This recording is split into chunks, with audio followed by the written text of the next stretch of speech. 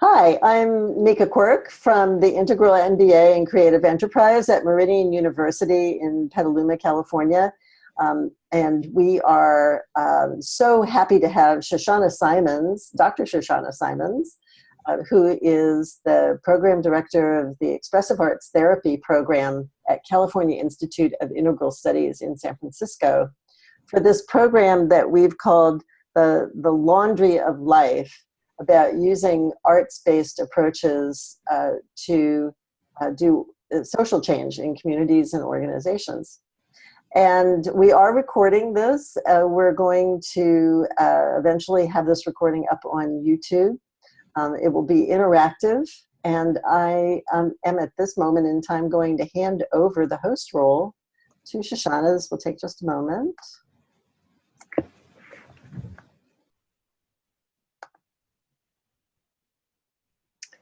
There we go. Take it away, Shoshana. Hi, everyone. It was an interesting way to meet new people, but it's great to see your faces. Yes, I'm the chair of the Expressive Arts Therapy program at California Institute of Integral Studies, where we basically are usually training artists to become therapists. And that term in our program has a very expansive meaning. In general, we think about it, everything from getting their licensure as marriage and family therapists, which is what they're doing, to using the arts as a means to contribute to wholeness, health, and the supporting systems that we hope can be healthier for humans to be a part of. So when we think about therapy in our program, we're thinking about systems within systems within systems, and the impact that social systems have on all of our mental, physical, emotional, and spiritual health. And an important part of the context of me doing this webinar tonight is not just that I work as an expressive arts therapist, educator, but my background's in human and organizational systems, as well as in expressive arts therapy. And Nika and I know each other well from Nika's time in the Transformative Studies program, doctoral program at CIS, where I was teaching in that program. And Nika and Nika was involved in assisting me in teaching a transformative leadership class. So she and I span these worlds of applying the arts to all kinds of contexts to create change and support change. So that's some background about me. And I would love to hear, we're small enough for us to check in so I can hear a little bit about you. What is your context? What's your interest in this work? Where are you working? Some real just basic stuff, so that as I speak about the Laundry of Life, this intriguing title, I can hook it a little bit more into what your interests are. And why don't you also give Shoshana your name and what city you're in? Yes, that would be great. Okay. I think whoever wants to go first. You have to unmute as well.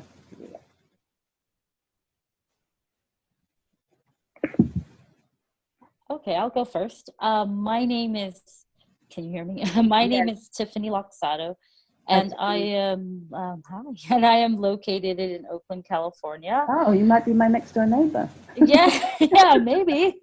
I came to our program because I originally wanted to be a job creator. And I have a background in public health. And so I worked a lot in HIV/AIDS prevention education for LGBTQ youth. And then, and I currently work as a breastfeeding peer counselor in Marin County, at the Marin County WIC office, the Women, Infants, and Children office. And I'm originally from Guam, and I have 2 children, one who's 4 and one who's 1. Great, thank you. Glad you could make it.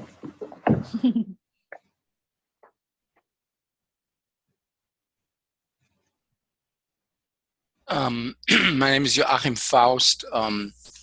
I'm I live in St. Louis, Missouri, and I'm originally from Germany. I've been in the U.S. for maybe 25 years now. And my background is in higher education. I'm a linguist, and my PhD is in Russian language and literature. And I taught at the university level for quite a while, but then this kind of fizzled out, and I'm in some transition to hopefully somewhere. There's always somewhere, nowhere, anywhere, you know, so it's that kind of place. Yeah. And we're meeting right now. and yeah, and so this I've had a long standing interest in integral studies, and then this opportunity came along to join this cohort here, beautiful people, and I've been doing this this is the first quarter I'm in this program now with Nika, Tiffany, and Claudia, and other people. So. Thank you. Welcome.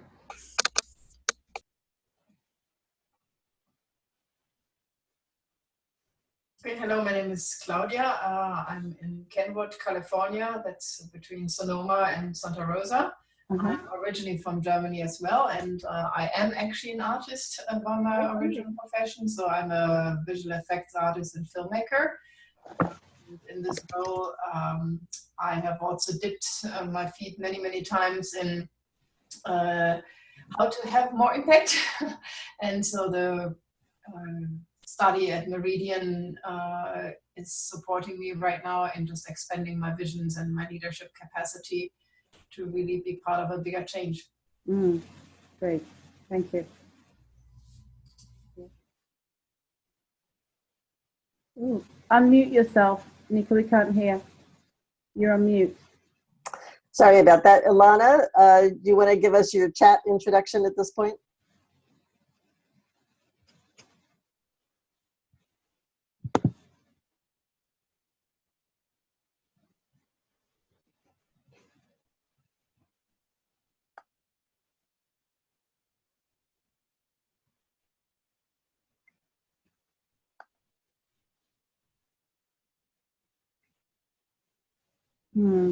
I'm not seeing it, Ilana. Can you put it up? I got it. Oh, is it there? Thank you. Yes, it's up there. Should I just read it? Ilana, I'll just read it out for you. Yeah. Hi, I'm Ilana Isaacs. My background is in movement-centered expressive arts education to Malta Institute. That's great. Great to have you here. Youth development and social justice. I'm a performer and facilitator. I'm currently doing a lot of work with white folks around racial and social equity. I use embodied learning and applied improvisation in all my work, and I'm really interested in the connection with systemic change. Perfect. Great. Seems like a good match between us all here this evening. Let's see if I can get this slideshow thing to match up. Where is it? Okay, can you see this? Do I need to do something, Nika, so you can see? Can you see this or not? You go down to share screen at the bottom. Oh, okay. And then it'll prompt you to pick a file that's already open on your desktop. All right. There we go. Okay. There's me. You've seen that picture. And Nika chose these words, but I really like that you chose this quote from Margaret Wheatley. Oops, I found it the wrong way.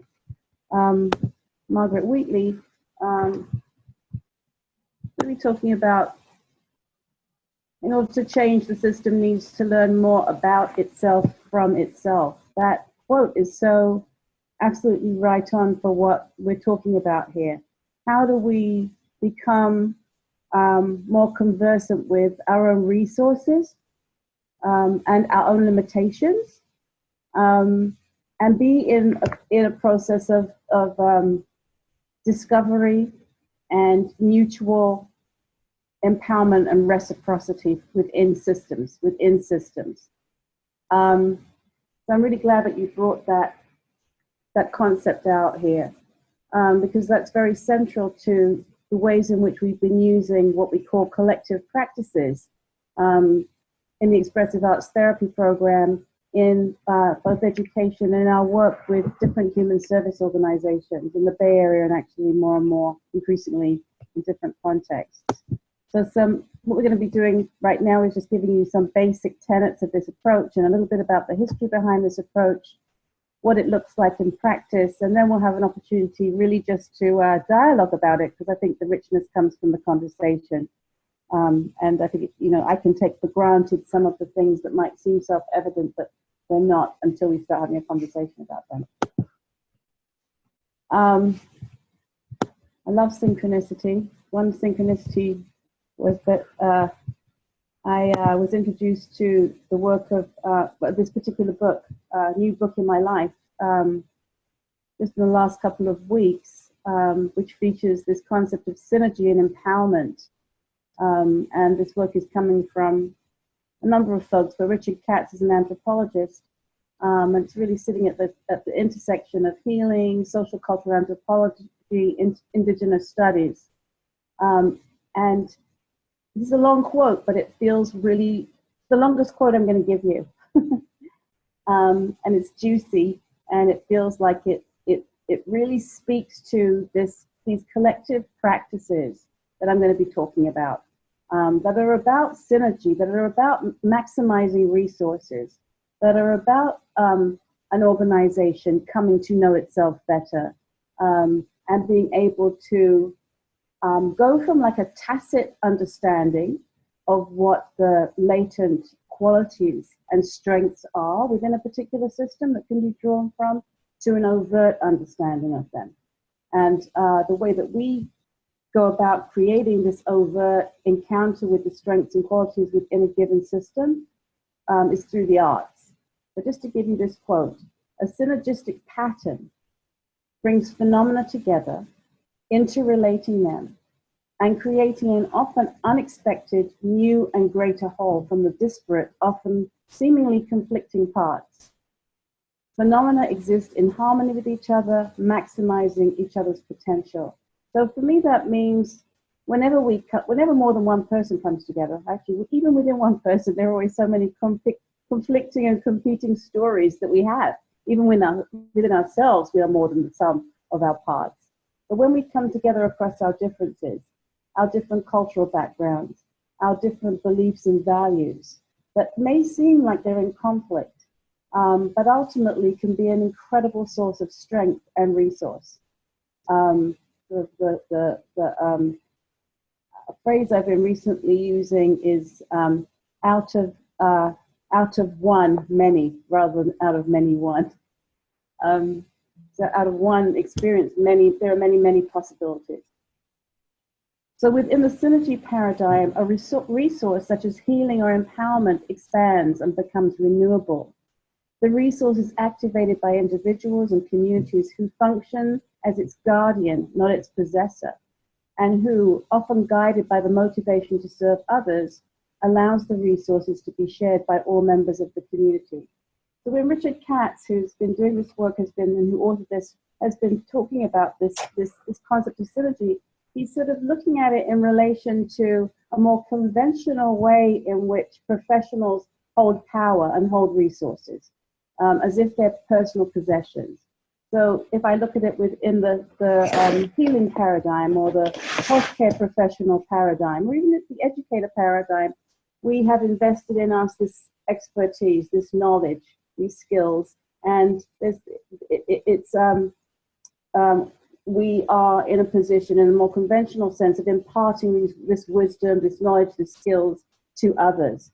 And it fits in with the kind of more capitalist commodification of idea of resources, rather than a sense of there being an infinite regenerative power in reciprocity, joining and sharing the skills that we all have with each other. These aren't new ideas. I'm sure they're not new ideas. I imagine these are not new ideas for you. I'm hoping that they are part of a flow of ideas that you're already working with in your work with Nika, in Meridian and in your own lives and in your own histories, and hearing where you're coming from. I imagine this isn't anything new. I'm looking forward to a good conversation about how we mobilize some of this. Oops, I'm keep going backwards. See, it's all part of the thing. What's backwards, what's forwards. So this laundry of life is rooted in narrative therapy. I have a very long history with narrative therapy, which I'm not going to say an awful lot about. You can do your own research about that if you'd like to, if you don't know about that. But very basically, it is an approach to therapy that was developed, I think now in the early 80s. It was begun in Australia and New Zealand. And it really came out of a very strong critique of the dominant mental health care system, which was perceived and is experienced to be very disempowering to the folks who need it the most. And it's rooted in actually social cultural anthropology, folkloric studies, postmodern theory, post-constructionist theory, family therapy theories, a whole range of different approaches that have come together through this lens and that keeps actually growing and shifting and changing. One of the most recent branches of narrative therapy have been the development of these what are called collective practices. And these practices have developed out of work with individuals, groups, and wider communities of people facing trauma, but have been adapted for working with all kinds of challenges facing individuals, families, groups, communities. And we've been participating in using these approaches at our work in expressive arts therapy at CIS and in our work as we've partnered with the community. The first approach that was developed is called the Tree of Life. I can send this out to you. And you've got the link there, so I can send it to Nika, which is it's an approach that's being used very extensively internationally to help organizations, groups, and communities identify themselves to themselves. It's an inquiry technique that looks at who are we, what are our roots, who are each of us, what are our cultures, what are our strengths, what are our hopes and our dreams that exist on our branches, and what are the fruits and gifts that we want to pass on to others. And then within any given group or organizational community, what are the challenges that face this group of trees, this forest of life? In the same way, we're using this metaphor of the forest and the storms that affect the forest to talk about the ecosystems of us as human systems, thinking about ourselves as human systems. And in our program, we use this very extensively. It's an activity that we use for community building in our educational setting. Every student in our program, when they come into our program, as part of the cohort, is involved with going through the Tree of Life as a collective, as a beginning, an initial step in getting to know self and other, and starting to begin the process of saying there will be storms in any community. You can't be in community and not experience storms. There's something wrong if there's no weather system. Something's really not right here. It's not that there is weather. How do we prepare for it? What are our resources? Can we shelter under these trees? What's going to happen if we shelter under them in the middle of the storm? So it's about that primary prevention, being able to talk about what's difficult, being able to predict what might be coming down the line, and understanding that each of us plays a role and has a unique skill set to share in dealing with life's challenges. In many cases, there are more like beginning to be a little bit of a proliferation of different activities around this theme. So our being the Expressive Arts Therapy program, we created our own approach, which is called the Laundry of Life. And the Laundry of Life, let's see what I got. So a little bit, before I go more into the Laundry of Life, a little bit more about what this collective practices are about. They include both individual and collective experience, which I've mentioned. They draw from what we call in the narrative work remembering practices that accesses local knowledge that we may have and wisdom, and connecting it to where does this knowledge come from? You know, it didn't come out of the blue. It's usually connected to our ancestral knowledge or our cultural knowledge. And there's a way in which this work is about remembering, bringing back together connections from the past with the present, reuniting us with our histories, with histories of survival, with histories of other social movements that have contributed to us being able to do what we do. To know that we don't have to just do this on our own. We're leaning into actually centuries and layers upon layers upon layers of wisdom that we can feel disconnected from. And as resources, we often have in our families and in our cultures stories and songs and poems, aphorisms that we may have, that when we can access them and make them apparent and explicit, then they become actually tangible resources that we can draw from. And we can transform them into what we call documents of identity. They might be letters, they might be images, sensory cues that we can see that exist outside of ourselves that are reminders. I'm thinking about from the most simple sort of, the idea of affirmations. You might have an affirmation on your fridge. I am beautiful, I am good. From that to something that's really come out of a collective experience that a group may themselves generate, that becomes a guiding, uplifting message to lean into in times of trouble, that everyone in the group can draw from because everyone co-constructed it together. Is this making sense so far?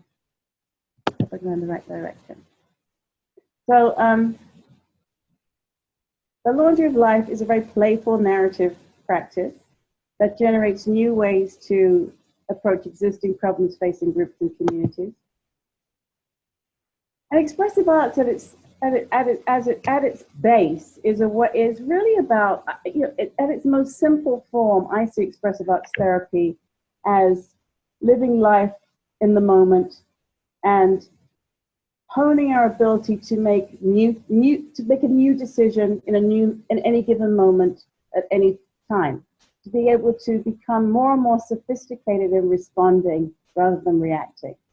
That when we have the arts, they allow us to become more nimble in getting out of our own cerebral cortex, basically, being able to keep it flowing at times when there are emotional challenges. This quote from Ellen Levine, who's one of the founders in the field: engaging in exploratory, experimental, and improvisatory processes can open up the range of play and help people envision new ways of being and acting. So this is a homegrown practice that was created by myself and my colleague Danielle Drake-Burnett, who I'm going to show you a little bit of video of her reading a poem in a moment, because she couldn't be with us tonight, and she's so instrumental in co-creating this approach. We developed it as part of our work with Glide Memorial Church, Family Youth and Child Care Center in the Tenderloin in San Francisco.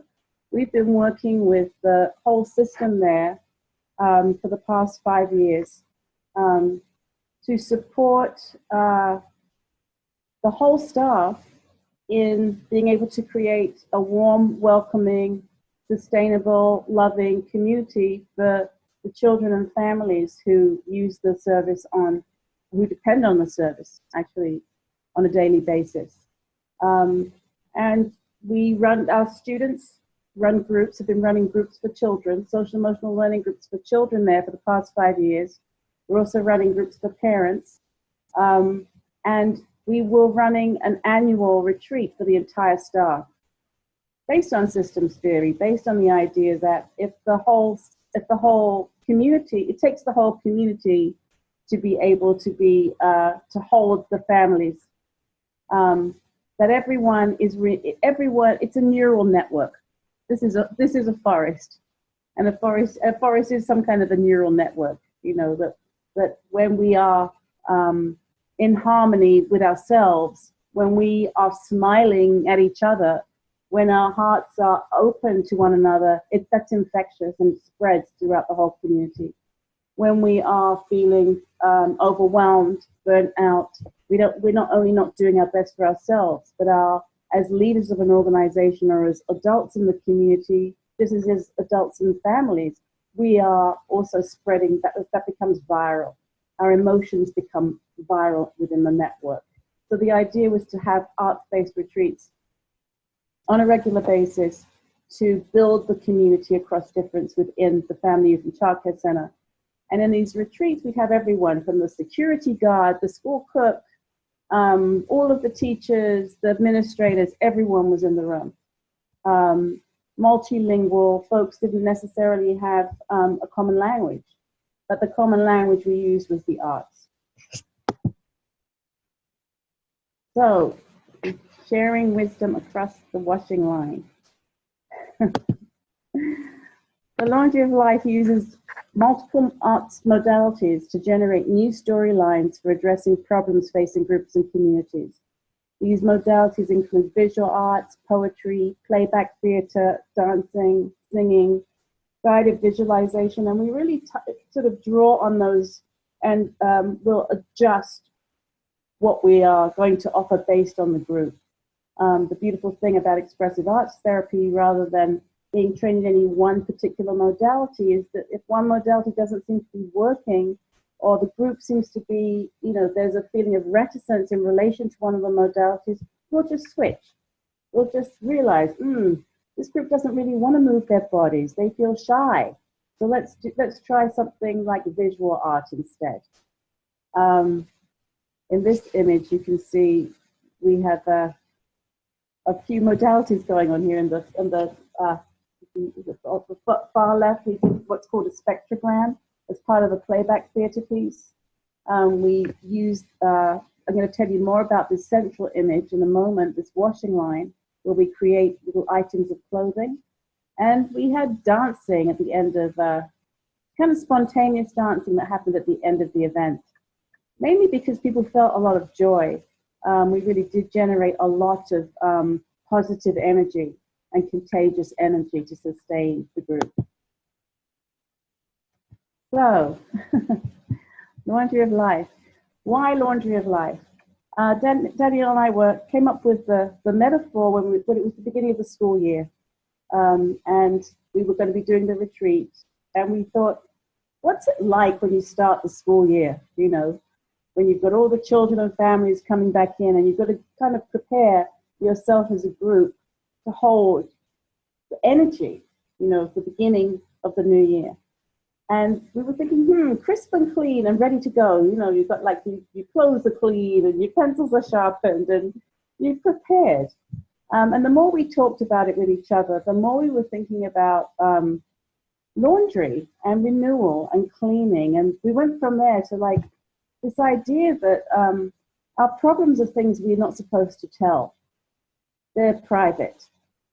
We keep them to ourselves, whether that be the individuals or actually systems and organizations tend to cover up the things that are challenging rather than become observers to themselves and learn and hold the space for what's challenging, knowing that it's okay, making it okay to actually learn about ourselves from ourselves.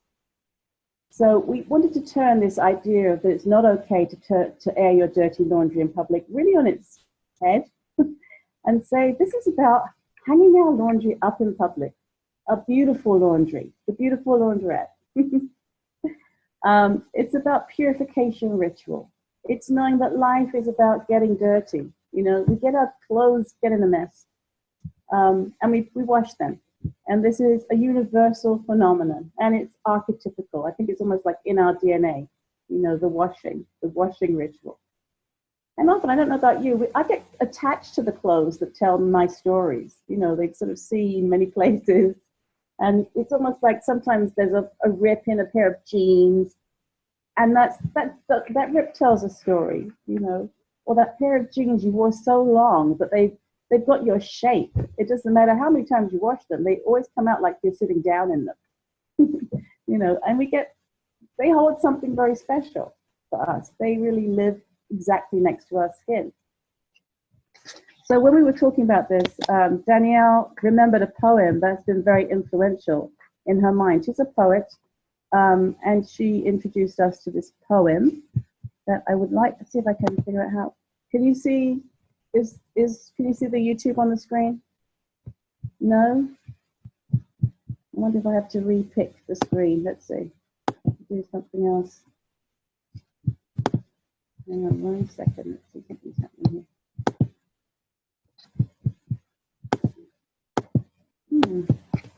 You may have to stop the share screen and then start it up again with YouTube. Right, I'm trying to figure out how I do this, how I stop the share screen now.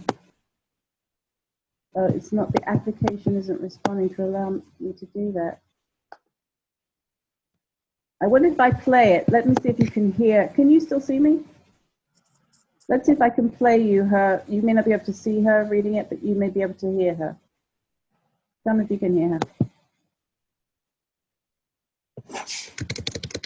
Can you hear her? No? No, I think because you have your headphones on. Oh. So it's not playing. Oh my gosh. Just unplug your headphones and you can probably hear it. My name is Danielle Drake Burnett, and I have been working with Shoshana Simons for about 5 years now, maybe 4 years, 4 or 5 years. And when we were working together to create the Laundry of Life, we were looking for some sort of metaphor or piece of creativity that could carry this metaphor of the laundry of life through for us. And when we were sitting together, I remembered this piece, this poem that a friend of mine, Mac Dennis, from the Oakland Poetry Slam arena created. And it's actually my favorite poetry piece of his because it's just so rich with imagery around the wisdom of our clothes and how our clothes help us carry our experiences. And it just made me think of how we can always remember what we wore to a special occasion, a special event, a job interview that we really wanted, or some other, significant event in our lives from, in his case, going to jail, or all the way to, just whatever events that happen in your life that make us, who we are. And so I wanted to present this piece of Mac Dennis's because I just feel like it's such a great metaphor. Mac Dennis is a great friend of mine, older African-American man in his 70s, and has had experiences like being one of the first bus drivers in New Orleans, first African-American bus drivers in New Orleans, all the way to, several stints in Angola prison there, which is one of the most difficult and treacherous prisons in the state of Louisiana in the southeastern part of the U.S. He was a taxi cab driver and also a poet. So here's his piece, Freedom. It was bad times. Wrecked my car, girlfriend's gone, 2 heart arteries blown, and I wasn't thinking about writing no goddamn poem.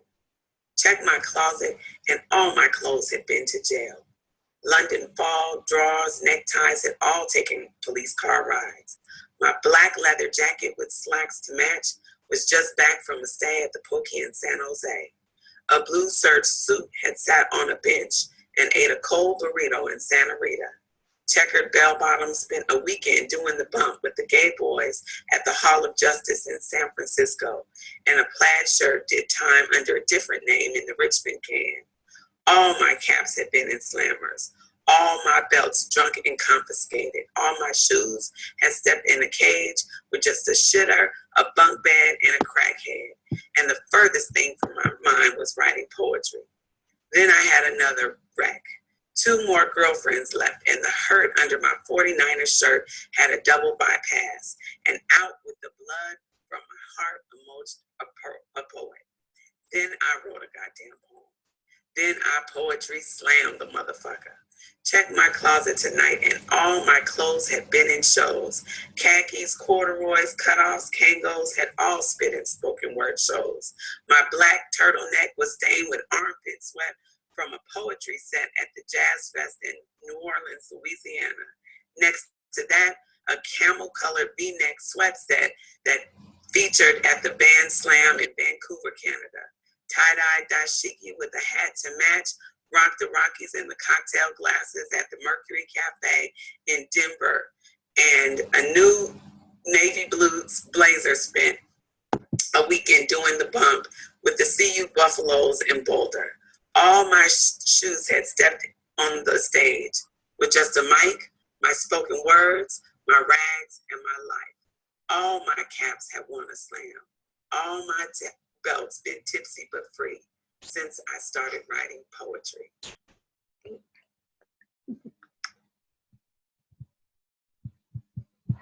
Yeah.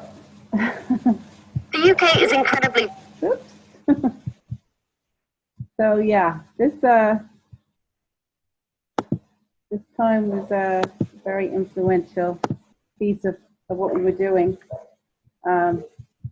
We begin each time we do the Laundry of Life, we begin with reading that poem to set the context. Let me get back into.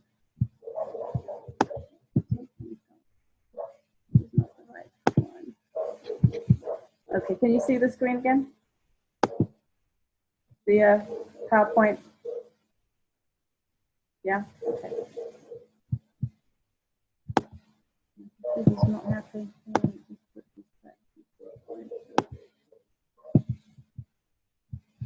All right, something I can't get back up to the top menu for some reason. It's not responding, but I'll just flip through these. So we always begin the event with reading that poem, and just, I don't know what it was like for you. It's hard to have like a normal conversation, but maybe one of the things to ask you after I go through this is, what was it like to listen to that poem? I know for me, it really brought it home, the power of what our clothes mean to us and what they witness. And so we use this metaphor all the way through this process, beginning with the poem, and then we move on to what we call identifying the stains of life. So that's the next part of the metaphor. We begin with an organization or a group that are identifying the challenges that have impacted them. So for example, with the Glide, when we did it with Glide, the Family Youth and Childcare Center, we looked at what were the challenges that were impacting them, that made it hard, that made it challenging to stay with the ethics and values that guide the organization. That was the baseline, their ethics, their mission. What were the challenges of where the rubber hits the road, of really staying connected to one's values and mission, when there are so many things out there that pull us away from our higher intentions and purposes. In a way, we have missions because we need to keep reminding ourselves. Without them, we can lose our way. So what have been the challenges? And we used guided imagery as the way into that. And then after that, we actually had folks write down their challenges on small pieces of paper. With using something that, it's great that there's someone here who's done some work with Tamalpa. We used a part of the Life Out process to do that, of identifying the challenge, identifying what would it look like to actually be back in alignment with the organization, and what might be the bridge, a third image that was the bridge between the two. And we then heard out the challenges. We got into some smaller groups, and we called this the first washing cycle, hearing out the challenges. What are the real challenges in staying in alignment? We then moved on to the next phase, which we're calling the rinsing cycle, immersing our challenges in the cleansing wisdom waters of the past, using storytelling. We use some very basic questions, specific questions that link personal wisdom to wisdom that's been handed down from us. So for example, if someone in the group might say, I have a real hard time with the fact that we don't have enough art materials. We don't have the money in our organization to purchase enough art materials for the kids. And the kids are always fighting each other for resources. And I find that I get upset and I lose my cool with the kids. So we might, through this, we'd say, what's some wisdom that you find yourself leaning into in challenging times in your life? Tell me a story about a time when you leaned into that wisdom and what happened. What are the effects of that? Sort of digging down and really beginning to pull out some of the gems of how we do actually survive the difficult moments in our lives, because we actually do. And when we hear, the more diverse that group is, the more synergy there is. You know, that you're hearing these different culturally embedded stories, different words of wisdom, and maybe hearing things that we ourselves would never actually do, because it's not our way of thinking. It doesn't fit our personalities. It's not culturally congruent, and yet still we're learning through this rich sharing from how other folks handle the challenges of their lives, and we start to hear that there are all these resources for managing challenges that we didn't know were there, and that actually are pretty much overlooked and taken for granted until we bring them out of the washing, out of the laundry, rinse them out and say, oh my God, this has been buried under all of these stains for so long, but look at this, it's still got that beautiful design on it. I forgot that it was there. The next phase of and I'm going to show you some imagery, by the way, from all these phases. The next phase is actually creating some little clothing, some small, we traditionally bring some pre-cut templates of clothing, small little pants and shirts and dungarees and scarves, shoes that we've cut out of construction paper, colored construction paper. We bring a lot of art materials, feathers and glitter and markers.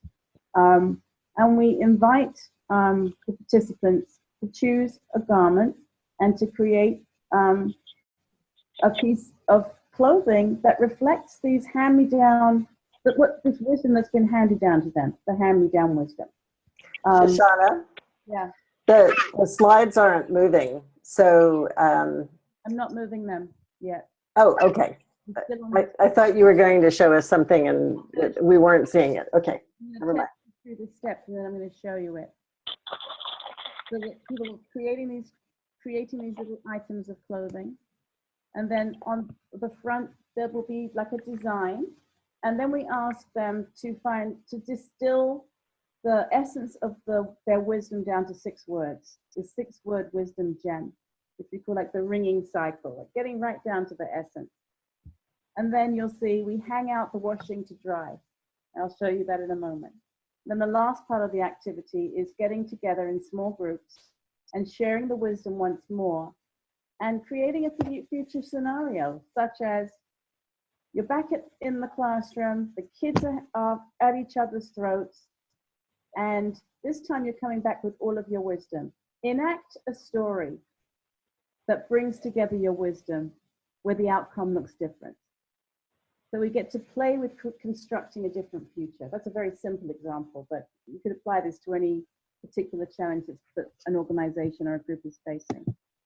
So here's some examples. This is actually an example of the stains of life that came out of a work with a different organization. This was an organization that's working with folks seriously challenged by drug addiction, persistent and physical and mental illness, and there are many deaths in this community. And the staff, extremely burnt out and overwhelmed, are constantly dealing with grief and mourning, and managing the line between hardening your heart and keeping your heart open. The other issues that came up were, how can you actually address this level of need? Am I here to fix it? What is my role? How do I fix this level of problem, and am I meant to? So we listed all of these stains of life that came out of their feedback: eviction, instability, death, breaking the cycle of poverty. Very intense challenges. Here's an image of some of the clothing that was created by this staff team in this case. Some beautiful outfits. And in this particular, with this particular group, we heard about the strength of leaning into the stories of wisdom of African-American elders, of going to church and the clothing that the women were wearing to church, and the beautiful hats that one of the women had inherited from her grandmother. And her grandmother was her source of wisdom. And here's an image of this woman's hat that she created, and the wisdom words from her grandmother was 5 words of wisdom, but that's okay. Struggle, dignity, history, faith, and spirit. These qualities were what she pulled out as what she leans into in hard times. And this hat was a representation of her grandmother's hat. That for her, you know, when we see images that have meaning to us, they go beyond the kind of rational, and they touch our hearts and they touch our senses in such a deep way that they become very powerful sensory reminders of the values that we want to stay connected to. The next part of the activity is each person has an opportunity to be the expert on their own wisdom and knowledge. And often we're working with groups of folks who have been pretty disempowered, have never really been asked for their wisdom, have been treated as if they don't have any wisdom, and are really pretty much told what to do. And in this case, we sort of, again, turn that around, because everyone is the expert. Everyone is the expert of their own life and their own survival story. So we will do what's called in a drama therapy, create a spectrogram, where we'll line up along a particular dimension. In the case of Glide, we lined up in relation to the one end of the room was the person who's been most recently hired by the organization. At the other end was the person who'd worked there the longest. And you had almost, I think you had like a 30-year time span. And each person had a unique perspective on the organization. The person who joined last week had as much value to share about their relationship to the system and what they noticed about it, its strengths and its qualities, as the person who'd been there 30 years. One by one, each person comes forward, they show their item of clothing, they read their wisdom, and they reach up to put it on the line. And embedded in that reaching up, physiologically, is that sense of hope and possibility. When we reach up, we're basically signaling to our bodies, and we're signaling to each other that we're reaching up for something different. We're reaching out. You know, we do that in our own bodies right now. So from being constrained to reaching opens up our heart, it opens up our lungs, it gives us more oxygen. And by observing each other doing that, we're actually creating that mirror effect inside each other's neurology. Right. Here's an example of a washing line. This washing line. This I remember was the Jimi Hendrix pants on the legs. Sort of image of freedom and revolution, and remembering the spirit of this one was remembering the spirit of the 60s, and to not let that spirit die in her own work. So the laundry of life, I'm not sure you're seeing the whole picture here, because I'm not sure you're seeing the same as me. You see an image of standing in front of the washing line? No?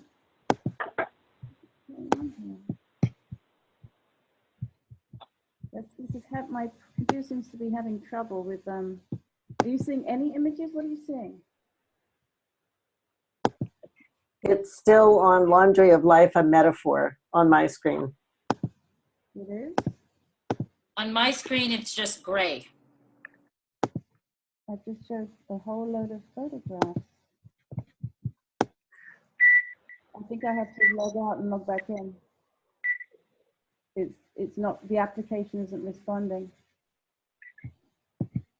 But you know, your narrative is so full of imagery and description that it's actually very valuable. I think, I mean, you could actually keep going. I can always distribute those slides as PDF along with the recording link. You certainly can. Just a shame because there's a lot of great images here. So since 2011, we've been using this approach since 2011. We've trained 60+ students in the approach. We've used it to generate intergenerational wisdom in queer communities in San Francisco, where we've had folks from, you know, the age of 16 to 60, variously identified in terms of gender and sexual orientation preference, sharing their wisdom across the washing line of the generations to articulate what can we learn from each other in this changing field. How can we practice solidarity across generations?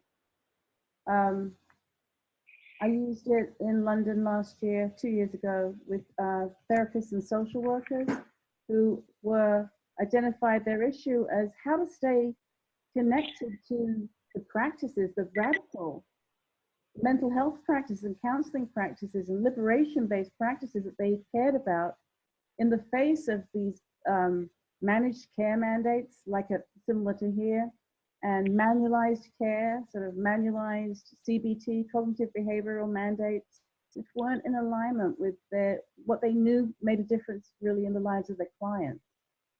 One of our graduates has been using it in work in Mexico with women, with survivors of domestic violence, in bringing forth the wisdom within the group and encouraging solidarity and community with and using the creative process to be able to create and maximize resources. That's really the heart of what I wanted to tell you. So I can send you that, Nika, you can send it out, but I'm going to open up the discussion. Yeah, we can open it up for questions, comments, responses. So you can unmute yourself and say, you know, I'd like to speak. Hi, Donna. Hi. Hi, it's Tiffany. I really like you. I really like your work. I can see how just in the work that I did in the past and with the moms that I work with, how that would be so very powerful metaphor. But have you ever done it with people who've never hung the laundry out? Yes. So I was curious about that because I mean, I just think about when I lived with my roommate and I wanted to run a line, he wouldn't let me because it was shanty looking. So I'm just curious what your experience is with people who've never, you know, had to actually do that, use the sun to dry their clothes. That's a great, I really appreciate that question. I mean, we talk about it. We'll try and talk with who, you make the metaphor alive for whoever is in the room, really. So we'll talk about the laundromat as well. You know, it really is more about the symbolic nature of it rather than the actual nature of it. So we'll talk about the laundromat and the washing machine and the gender aspect of it as well. I think, you know, sometimes lands differently with that question comes up quite frequently when we do it with mixed gender groups. You know, someone will ask guys, well, what's it like? Do you do the laundry? Which I think is a great question because there's a lot of gender assumptions that come out then. You know, who does the laundry? I would welcome the question. You know, I would welcome the disgust of the laundry, of the washing line. You know, I'd welcome all of that because that's where I'd say that's where the work is, in unpacking those assumptions. What is it about what is it about hanging a laundry on the line that's an issue? You know, it's all grist for the mill. It's a different metaphor, which we'll have to do another activity around. I think the other thing is having all these different approaches. I mean, this is one. There's one called the Team of Life, which uses soccer as the metaphor. I think part of the power of these collective practices, finding the right metaphor for the group that you're working with as well. They don't necessarily translate for everyone, but it's like finding the right one for the community that you're working with. I just wanted to respond with, I love this idea of airing the dirty laundry in public, because a big part of what we've been talking about in this operations management class is increasing transparency, and not just pretending like everything is okay, or hiding things that aren't working in, you know, processes or communication or aspects of the supply chain that really have serious issues. You know, not hiding them or being in denial, but actually tuning the health of the system, you know, by attending to those kinds of things and surfacing them, and so that collective problem solving and the application of collective intelligence and collective wisdom is possible. You know, so increasingly, I think this is going to be a necessary experiential practice for people, you know, who have been told to just, you know, don't talk about that, right? When we go into this meeting and talk to this customer, don't talk about that, right? That it's important to change the culture of the organization into what you're talking about here, is telling all of the stories, so that we can integrate that into what's happening, the strategy, the tactical approaches, the action that's being taken. Yes. Yes. I think the other thing that's powerful about it is that it's deeply culturally congruent, in that it allows folks who don't normally have a voice, who are usually, you know, let's face it, the poorest, the most marginalized voices, the people of color in an organization, whose stories are marginalized and subordinated, to have a voice just by the very nature of the lateral nature of the activity. That everyone, it's a real flat activity, you know. It's really a very leveling activity where everyone's story is intrinsic to the whole, and no one's can be left out. No one's can be left out. And they do become resources to the whole. And I think that there's so many room for surprises. There's always these beautiful surprises. In one of the settings where I did a laundry of life, an administrative assistant who said very little in her working life. She was pretty much sort of overlooked and didn't show up a lot. She created a cape, a superwoman cape, for her garment, this beautiful cape. And she told the story that she made this superwoman cape because she was the single mom of a single mom, and she had 2 kids. And she uses her superwoman cape to look after her kids. After the Laundry of Life activity, she was promoted. She got a promotion. Strengths that no one had ever noticed before that she didn't notice before, you know, that were taken for granted and overlooked, came to the surface. You know, she got to see herself in a different way, and others got to see her talents in a different way that had been overlooked, and she was offered the opportunity to contribute them more obviously to the organization. I wonder if there are other responses or questions.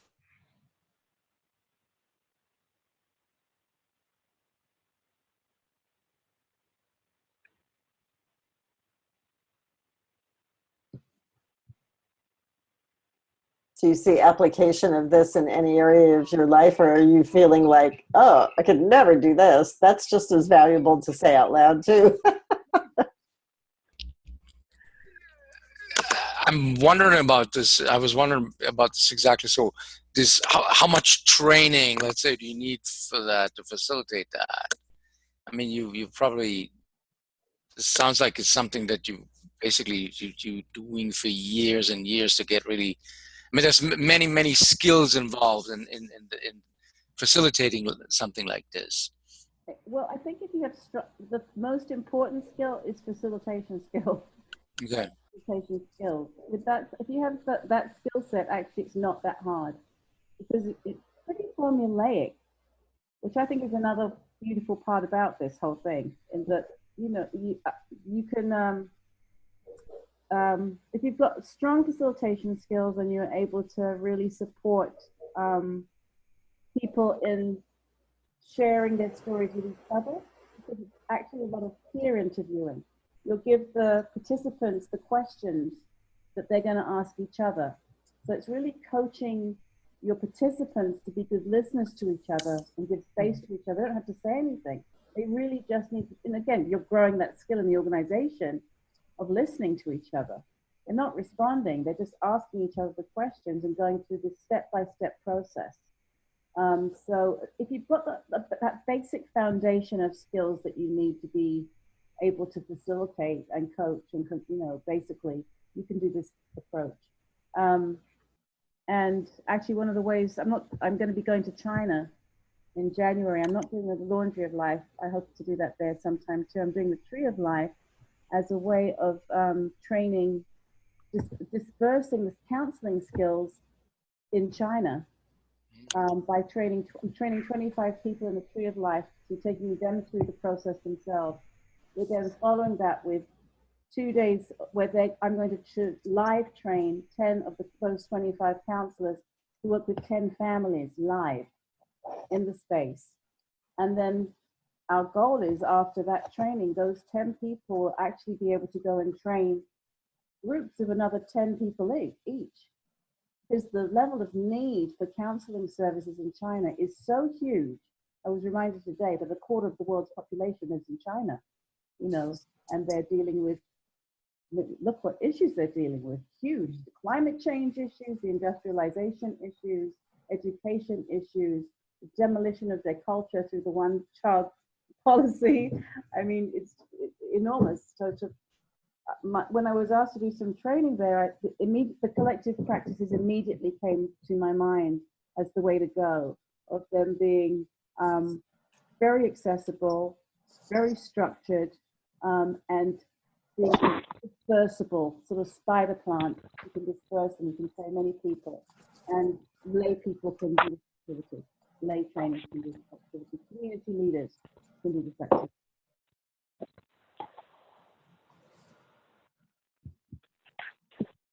I'm really reminded too that this deep listening, the capacity for that you're talking about building, is directly related to the developing of empathy. And we've been talking a lot in this program about how empathy is the starting point, that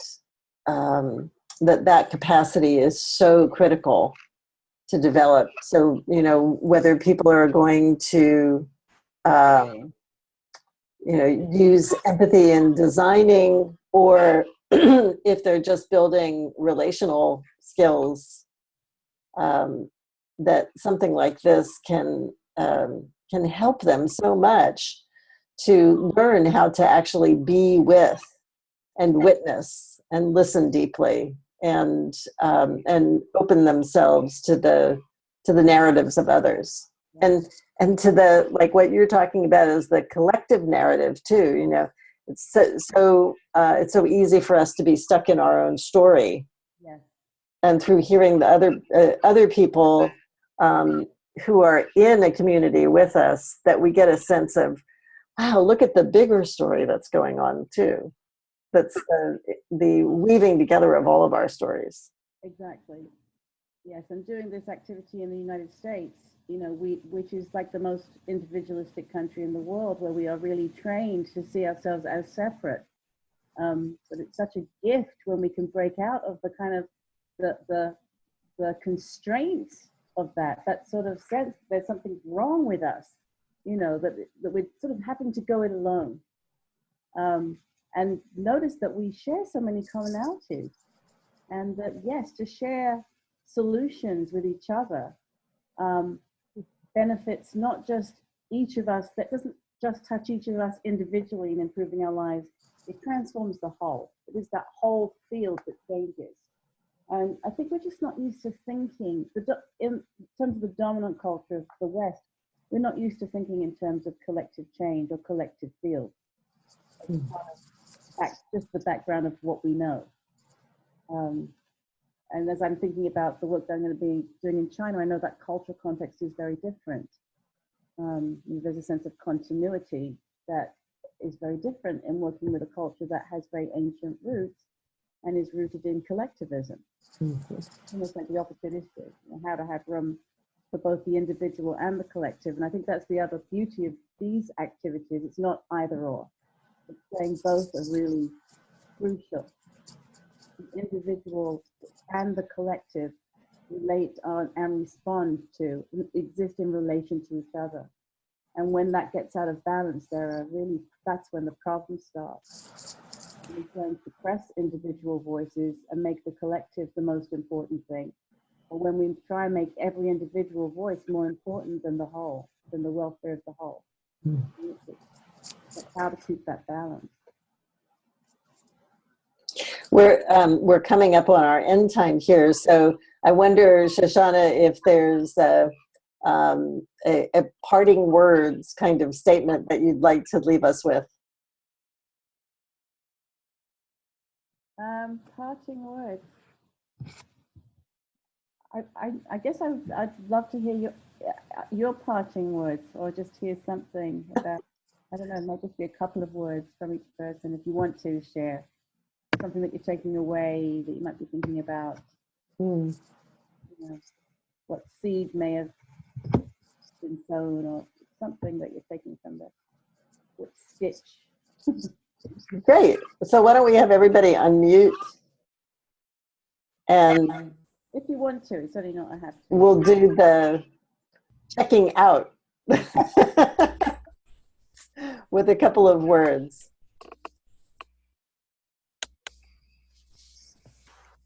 Which is also a great metaphor, right? We're checking in, we're checking out, and Yeah. I mean, it's this. I appreciate this a lot, because I mean, this is something that I've been thinking about for a long time, and this kind of this all-pervasiveness of metaphor, and then to use it in this intentional way, sort of metaphors that shape, that we're not depending on, but we kind of making them work for us. Yeah. That is really a great idea. So thank you. Well, as a linguist, I think that I feel the compliment.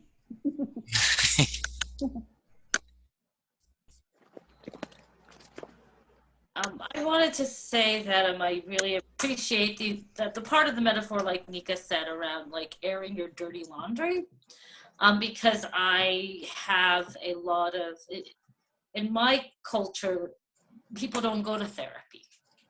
You know, it's really hard to get folks to go to therapy or even think that it's valuable. Yeah. And one thing that when it struck me, the phrase is that knowledge is never limiting. Mm-hmm. And even in the work that we do in terms of operations and changing organizations, people seem to be afraid of transparency. Mm-hmm. And it's just another, you know, like aha moment that fear of transparency is just really vast and on multiple levels. Yeah. And it's something like that it's a fear that is really deeply human, and it permeates in all aspects of our life. Yeah. So I really appreciate the work that you're doing and making that very implicit in your in the workshop that you. Thank you. I actually appreciate you sharing that, because I can forget that this has applications in so many kinds of different organizational contexts. Mm-hmm. This issue of transparency, you know, seeing it in that's another way for me to think about it. I hadn't quite thought about it as that need for transparency. It's so critical. Yeah. Mm. Well, I also want to give thanks for this presentation and your work and the sharing about this. And it also brings me actually back to the power of the collective and the wisdom that we all care. And I think whatever practice we will feel called to, and you also said something, the group will define the metaphor, the group will probably also define the practice. I think the playful approach and finding what really works in an organization to deal with the difficult questions. Shame, I think, is a big part of this, particularly if it's a dirty piece of laundry. How do you behave with this, and what the cultural meaning of this is. And I think we all can help each other. Yes. So thank you for sharing your work. Thank you. You're welcome. Well, thank you so very, very much, Shoshana, for preparing and presenting, and so rich this whole time that we've had together. And I'll be wrapping this up at this point and saying good night to everybody. We will be sending out the video once it's uploaded, and also as Shoshana offered the slide presentation, so that you can see the beautiful photos that we didn't actually get to view on the screen. And so that's it. And I bid you farewell for the evening. Thank you.